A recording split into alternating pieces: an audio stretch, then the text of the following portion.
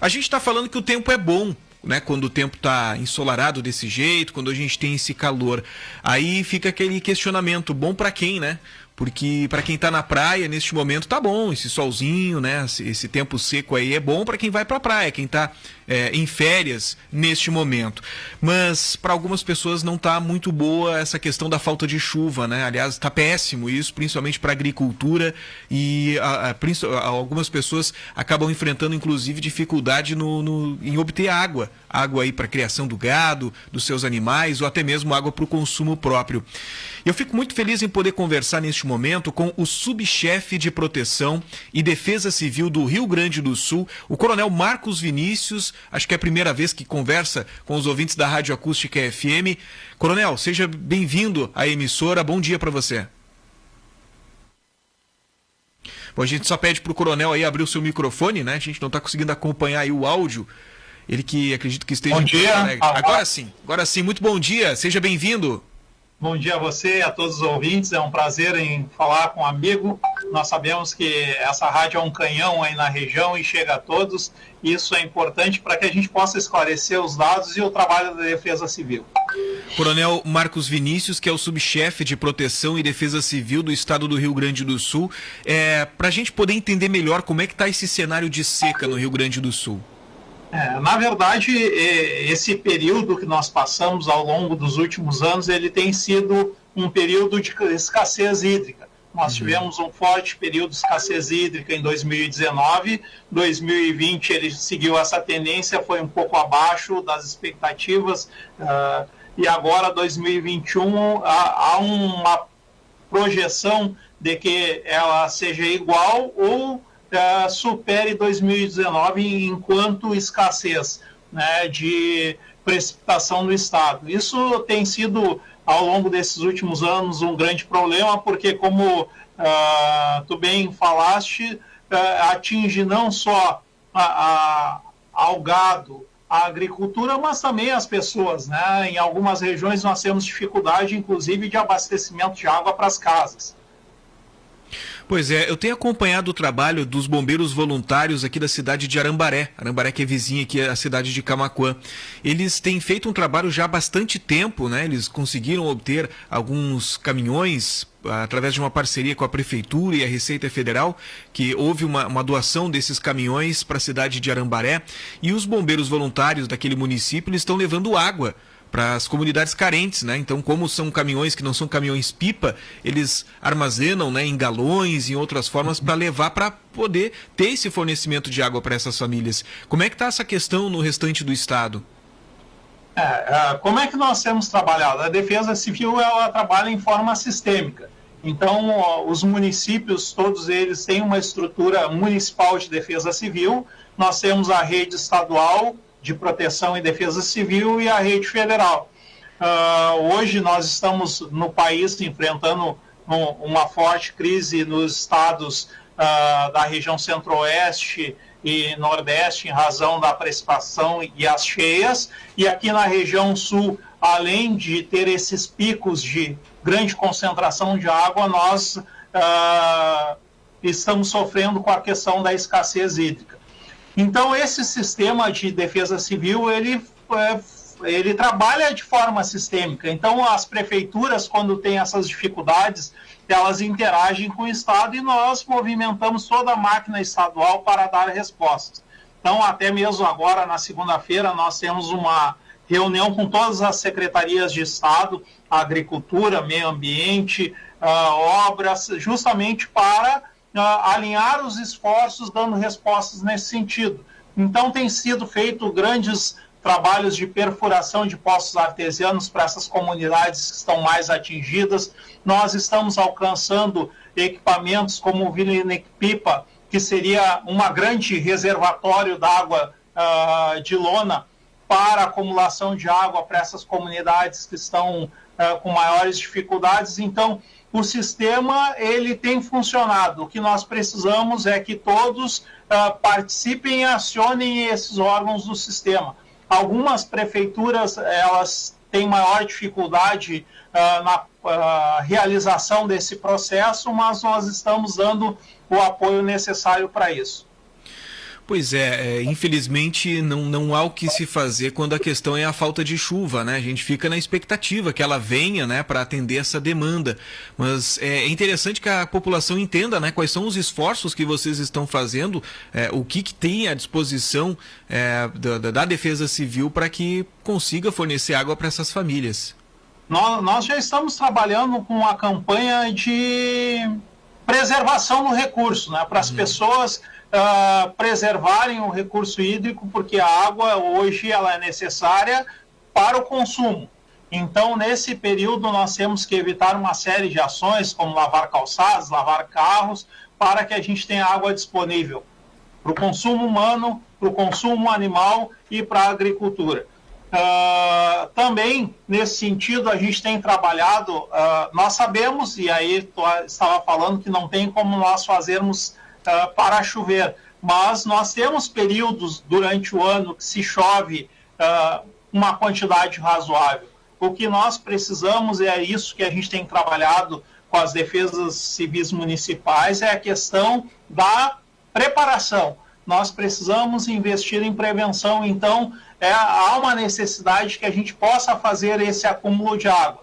Então há uma necessidade que os consórcios municipais, que os municípios façam a previsão para a construção dessas barragens então de acumulação de água, para que nesses períodos que têm sido cíclicos e mais gravosos a gente consiga dar uma resposta mais rápida às comunidades. Mas tem sido, sim, feito um bom trabalho conjunto dentro desse sistema, há uma sinergia muito boa. Claro que as dificuldades elas existem, nós temos as carências dentro de cada uma das estruturas públicas, mas com o esforço coletivo, não só dos órgãos públicos, mas também dos parceiros privados, a gente vai conseguir vencer mais uma vez essa situação que vem chegando ao Estado.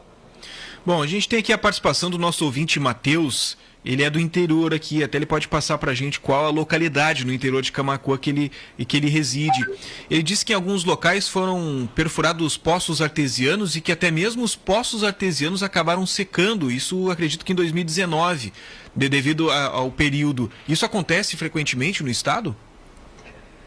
Nós estamos acompanhando, não é uma área própria que nós trabalhamos, mas como a gente interage com a Secretaria do Meio Ambiente e dentro da Defesa Civil nós temos uma sala de situação que monitora o recurso hídrico, então tanto a questão pluviométrica no estado, meteorológica, mas também a condição dos rios, nós temos notado que nesses períodos, por falta de precipitação, há uma tendência de baixar o nível dos rios e assim também do nosso aquífero, né? Então, a quantidade de água acumulada no solo, ela diminui e algumas regiões têm mais carência. E tem regiões que não têm, né, o lençol de água abaixo do terreno, então nós temos que deslocar com água para essas localidades. Não adianta perfurar em algumas regiões, senão nós não vamos achar água.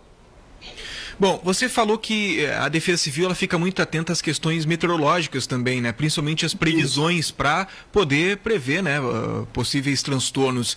Há algum tipo de alerta neste momento sendo efetuado pela Defesa Civil? Como é que vocês estão analisando? Porque quando a gente tem essa sensação de abafamento, sempre tem aquele receio que vem algum temporal, né? Alguma climática mais forte que venha trazer algum tipo de prejuízo. Há alguma situação de alerta para os próximos dias no estado? Hoje, né, nós não temos alerta no estado, nós emitimos para todas a rede municipal de defesa civil boletins diários, boletins meteorológicos, então a condição da temperatura, porque isso é importante também, o calor intenso ele nos afeta muito, mas também a questão das precipitações, em especial quando nós temos vendaval e granizo no estado. Porque, embora seja uma época de escassez hídrica, nós temos picos de chuva muito intensos. Em 2019, quando nós tivemos uma das maiores carências hídricas no estado, nós tivemos também as maiores enchentes no estado, porque chove muito numa concentração de tempo e espaço muito reduzida. e isso, em vez de ajudar, então, nessa falta de água, ela traz maiores prejuízos, porque ela traz dano, né? É muito intensa essa chuva. Então, isso a gente tem alertado, tem interagido com as prefeituras, porque o nosso sistema ele cobre todo o estado, e o sistema tecnológico é muito bom. Hoje, acredito que no país nós estamos com a nossa sala de situação uma das melhores, dando uma boa resposta para a comunidade. Bom, eu acompanhei, através de alguns veículos de comunicação da capital, a situação de alguns rios aqui no estado do Rio Grande do Sul, né? A questão do baixo acúmulo de água, dificultando a captação de água para famílias e também a fonte de renda de muitas famílias, né? Que utilizam o rio como fonte de renda. Que tipo de ação a Defesa Civil faz para auxiliar essas famílias mais próximas desses rios que estão com nível muito baixo? A primeira resposta sempre é da Defesa Civil Municipal. A Defesa Civil Municipal que faz a interlocução e verifica as situações das comunidades, aquelas que estão nessa situação de risco. Sim. E nós atuamos nas 5 fases do Serviço de Defesa Civil, que seria a preparação, né, a parte de prevenção, a mitigação dos eventos de risco, depois a própria... Então, a prevenção, a mitigação, a preparação, que é dar o suporte, a resposta e reconstrução. Então, nesse momento, as prefeituras municipais, hoje, para ter uma ideia, nós estamos com 53 municípios em situação de emergência na questão da estiagem, sendo que decretos de situação de emergência são 46 e 7 já registraram no sistema, então estão em vias de decretar situação de emergência. São 53 municípios no estado de 497 municípios, é um número considerável. Se nós olharmos um mapa, nós georreferenciamos essas localidades, nós pegamos essa região norte do estado, ela está bastante atingida, e a região central, né, com essa questão da escassez hídrica. Mas respondendo objetivamente a tua pergunta, a prefeitura ela tem que identificar essa necessidade dessa comunidade pontual, e a Defesa Civil ela dá a resposta quando há uma necessidade humana, ou seja, a nossa ajuda é humanitária. Quando nós falamos, por exemplo, na escassez de água para a agricultura ou para os animais, isso tem secretarias próprias que dão essa resposta. Quando nós falamos em ajuda humanitária, a Defesa Civil entra. Mas isso não afasta, porque quando eu tenho uma zona de agricultura, que a região, o desenvolvimento econômico seja vinculado à agricultura, esteja atingindo a agricultura, isso atinge as pessoas.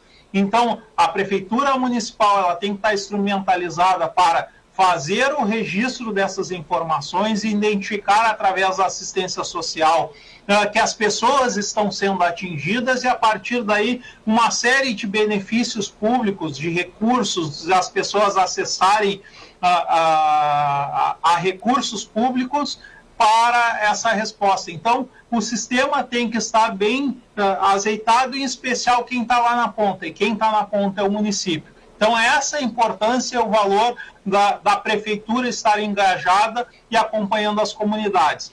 Fora isso, nós temos hoje 10 regionais que trabalham junto com as comunidades, dando assistência aos municípios para que possam dar essas respostas de forma bem ágil. Bom, para quem está ouvindo o programa agora e que não está sendo afetado pela seca, quais são as orientações que a Defesa Civil passa para essas pessoas para evitarem, né? Porque se a gente continuar aí, nós não temos previsão de chuvas que venham a diminuir essa nossa escassez no estado do Rio Grande do Sul em um curto espaço de tempo, né? Então, as pessoas precisam tomar alguns cuidados. Que tipo de orientação a Defesa Civil passaria para essas pessoas? Isso. Primeiro eu deixo aqui o convite para que as pessoas acessem a página da Defesa Civil do Estado. Uhum. Lá nós temos alguns podcasts que nós fizemos com orientações gerais em relação à questão de prevenção na área de defesa civil.